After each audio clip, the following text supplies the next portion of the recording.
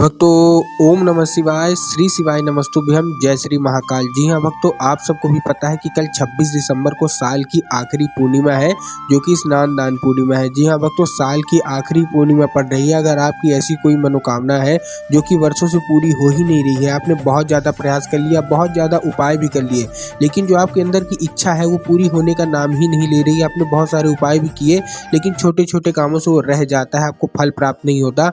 तो आज का ये उपाय आपके लिए ही है। देखिए, स्नान दान की पूर्णिमा है, बहुत ही बड़ा पर्व है हिंदू धर्म के लिए, सनातन धर्म के लिए। पूज्य गुरुदेव की ही कथा सुन के और बहुत अच्छे से समझ के आपको उपाय बताने का प्रयास करूंगा। 2 से 3 उपाय बताऊंगा।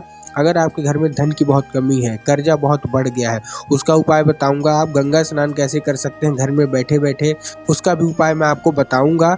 और उसके अलावा अगर आपकी मनोकामना है जो कि पूरी होने का नाम ही नहीं ले रही है, तो उसका भी उपाय बताऊंगा। तो उपाय पूरा सुनिएगा। 2 से 3 उपाय बताने वाला हूँ, बहुत अच्छा उपाय बताने वाला हूँ। साल की आखिरी पूर्णिमा है, तो चलिए मैं उपाय की ओर आ जाता हूँ। लेकिन उससे पहले चैनल पर पहली बार आए हैं तो वीडियो को कर दें लाइक और चैनल को कर दें सब्सक्राइब, ताकि पूजनीय पंडित प्रदीप जी मिश्रा की जितने भी नए नए उपाय मैं उनकी कथा से सुनता हूँ, श्रवण करता हूँ, सबसे पहले आपको प्राप्त करा सकूँ। तो देखिए, जो हमारा पहला उपाय है उसमें आपको करना क्या है, उसमें आपको ध्यान से करना है। ये मनोकामना पूर्ति के लिए उपाय मैं आपको बता रहा हूँ। अगर आपकी कोई ऐसी इच्छा है जो कि वर्षों पुरानी है, जो कि पूरा नहीं हो रही, तो उसमें आपको कौन सा उपाय करना है मैं वो आपको बताता हूँ। इसमें इस उपाय में मतलब आपको चाहिए क्या, इस उपाय में आपको चाहिए पीला चंदन, ठीक ना। तो आपको पीला चंदन लेना है। देखिए, बहुत सारे लोग गलती क्या करते हैं कि वो लाल चंदन ले लेते हैं, तो आपको लाल चंदन नहीं लेना, आपको पीला चंदन लेना है। आपने पीला चंदन लिया, लेकिन इसको ध्यान से करिएगा। क्यों? क्योंकि जब आपको केवल इस उपाय में केवल एक ही बार वो चंदन निकालना है अपनी उंगली में, अपने उंगली में लगा लीजिए, वो चंदन ले लीजिए। लेकिन ध्यान रखना कि अगर एक बार ही डिब्बी से निकालना है, दोबारा लगाने के बाद आपको डिब्बी में हाथ नहीं डालना है,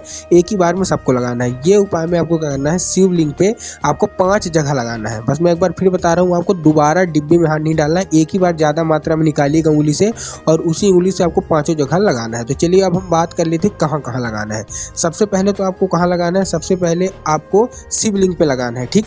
उसके बाद शिवलिंग के बाद आपको कहाँ लगाना है, उसके बाद भगवान गणेश में लगाना है। अब देखिए, जिन लोगों को ये नहीं पता कि भगवान गणेश की जगह कहाँ होती है, मैं आपको बताना चाहूँगा। जब आप कोई भी पदार्थ शिवलिंग पे अर्पित करते हैं, तो जब वो शिवलिंग से होकर जलाधारी से नीचे गिरता है, तो जैसे जलाधारी में उसका लेफ्ट भाग है, जो बायां भाग है, वहाँ भगवान गणेश का स्थान होता है, और राइट भाग मतलब दायां भाग माता अशोक सुंदरी का होता है। बायां भाग किसका, भगवान गणेश का, और दायां भाग किसका, माता अशोक सुंदरी का। तो आपको क्या करना है, आपने चढ़ाया, चढ़ाने के बाद आपको क्या करना है, आपने सबसे पहले आपको शिवलिंग पे अर्पित किया। शिवलिंग पे अर्पित करने के बाद आपको क्या करना है, भगवान गणेश के स्थान पे लगाना है। भगवान गणेश के स्थान पर लगाने के बाद माता अशोक सुंदरी के स्थान पे लगाना है। उसके बाद क्या करना है, आपको जो जलाधारी है वहाँ लगाना है। पूज्य गुरुदेव कहते हैं कि जलाधारी में माता पार्वती का स्वयं वास होता है, ठीक ना। जलाधारी किसको बोलते हैं, जिसके ऊपर शिवलिंग बैठे हैं। उसके बाद आपको 4 जगह हुई। उसके बाद आपको नंदी की है ना, जो नंदी महाराज है, तो जो उनकी सींग है, तो दोनों सींग में लगा देना। तो 5 जगह मैंने आपको बताया, पहला शिवलिंग, दूसरा भगवान गणेश, तीसरा माता अशोक सुंदरी, चौथा जलाधारी, और 5वां नंदी की जो सींग है वहाँ, और लगा के अपनी जो भी इच्छा है, जो भी मनोकामना है वो मांगनी है, ठीक। अब जो हमारा दूसरा उपाय है, वो आप गंगा का स्नान घर में कैसे कर सकते हैं उसका उपाय है। तो आपको करना क्या है, आपको जो तुलसी होती है ना, तो आपको तुलसी की डंडी ले लेना है, ठीक। अब आपने तुलसी की डंडी ले ली, और जो भी पात्र से आप नहाते हैं, बाल्टी टब जहाँ से भी नहाते हैं, उसको घुमा लेना है। डालना नहीं है, और न डालने के बाद उसको फेंकना है, नहीं, केवल घुमाना है, फिराना है।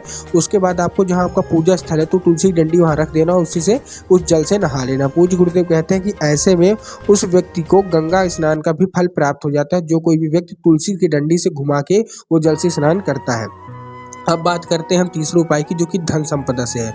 बहुत सारे लोगों के क्वेश्चन होते हैं, बहुत सारे लोगों की फरियाद होती है कि उनका धन जो है तो आ नहीं रहा है, उनके घर में कर्जा बहुत बढ़ गया, तो कैसे उसको चुकता किया जाए। तो आपको इस उपाय में चाहिए 9 समी पत्र। क्या चाहिए, समी पत्र। आप जानते हैं, पूज्य गुरुदेव कहते हैं कि जितना मतलब जो पसंदीदा है भोलेनाथ को, जितना पसंद उनको बेल पत्र है, जितना पसंद उनको धतूरा है, उतना ही पसंद समी पत्र है। तो आपको क्या करना है, 9 समी पत्र लेना है।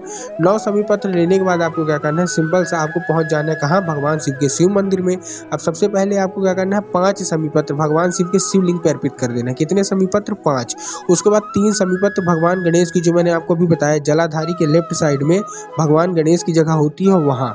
और उसके बाद आपको क्या करना है, एक जगह, देखिए कितने चढ़ाए, 5 आपने चढ़ा दिए शिव के शिवलिंग पे। उसके बाद आपने 3 चढ़ा दिए कहाँ, भगवान गणेश में। क्या समी पत्र, और उसके बाद जो एक समी पत्र बच रहा, तो जैसे ही आप लौटेंगे, मतलब क्या, मतलब जैसे ही आप शिव मंदिर से लौटने लगेंगे तो जो शिव मंदिर की जो चौखट है, ठीक ना, क्या है, चौखट है, तो आपको लेफ्ट साइड में आपको एक समी पत्र रख देना है और उसके बाद एक दिया, मिट्टी के दिया, घी का, गोल बाती का आपको वहीं लगा देना, वहीं वहीं, और खड़े खड़े जो भी मनोकामना है कि आपके ऊपर कर्जा बहुत बढ़ गया, पैसे की कमी है, आपको बोल देनी है। पूज्य गुरुदेव कहते हैं मात्र 2 से 3 दिन के अंदर आपका सारा का सारा कर्जा बाबा भोलेनाथ समाप्त कर देते हैं। तो उपाय अच्छा लगा हो तो कमेंट बॉक्स में हर हर महादेव अवश्य रूप से लिख दें।